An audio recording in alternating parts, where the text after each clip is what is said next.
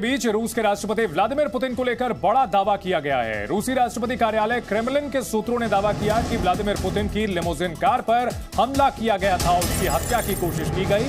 सूत्रों ने बताया कि रूसी राष्ट्रपति की कार के बाएं हिस्से में तेज धमाका हुआ और उसके बाद बहुत धुआं भी निकला। उन्होंने दावा किया कि पुतिन की लिमोजिन कार को सुरक्षित तरीके से दूसरी जगह ले जाया गया। इस घटना में पुतिन को कोई नुकसान नहीं पहुंचा है, वो पूरी तरह सुरक्षित है। रूस और यूक्रेन के बीच घमासान चल रहा है। रूस और यूरोप के बीच तनातनी चल रही है। अमेरिका और रूस के बीच भी जुबानी जंग और इस सब के बीच रूस के राष्ट्रपति पुतिन पर जानलेवा हमला करने का आरोप लगाया गया है रूस के राष्ट्रपति कार्यालय की ओर से।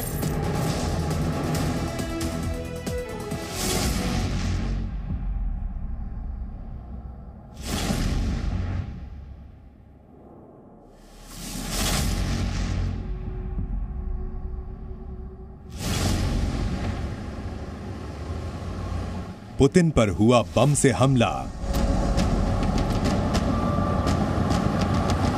पुतिन के खिलाफ अब तक की सबसे बड़ी साजिश।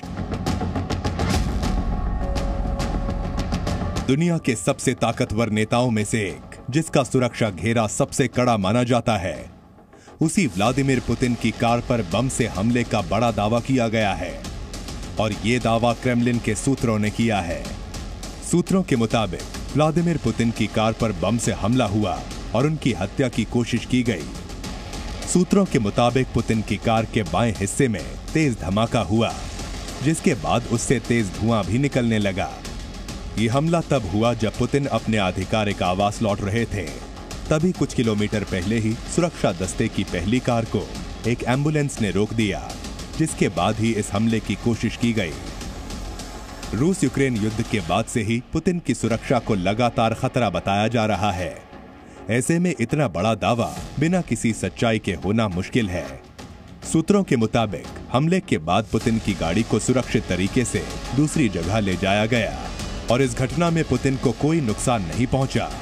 दावे में आगे ये भी कहा गया है कि पुतिन पर हमले के बाद उनके सुरक्षा दल के कई लोगों को गिरफ्तार किया गया है।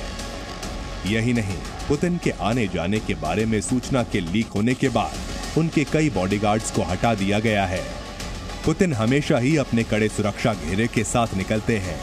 ऐसे में इतना बड़ा हमला अगर हुआ तो हुआ कैसे, यह बड़ा सवाल है। पुतिन का हमलावर आत्मघाती भी हो सकता है, इसका अंदाजा भी लगाया जा रहा है। सूत्रों के मुताबिक जब पुतिन की गाड़ी से टकराने वाले एम्बुलेंस की जांच की गई तो ड्राइविंग सीट पर एक शव मिला। हालांकि रिपोर्ट में यह खुलासा नहीं किया गया है कि रूसी राष्ट्रपति पुतिन को मारने का प्रयास कब हुआ था। यह पहला मौका नहीं है जब पुतिन पर इस तरह के हमले की खबर सामने आई है। इससे पहले युद्ध के दौरान ही पुतिन को जहर देकर मारने की साजिश का भी खुलासा हुआ था। पुतिन इन सभी आशंकाओं की वजह से ही कड़े सुरक्षा घेरे में रहते हैं। लेकिन इतनी सुरक्षा के बाद भी आखिर अगर ऐसा हमला होता है तो ये एक बड़ी साजिश का हिस्सा हो सकता है। ब्यूरो रिपोर्ट, जी मीडिया।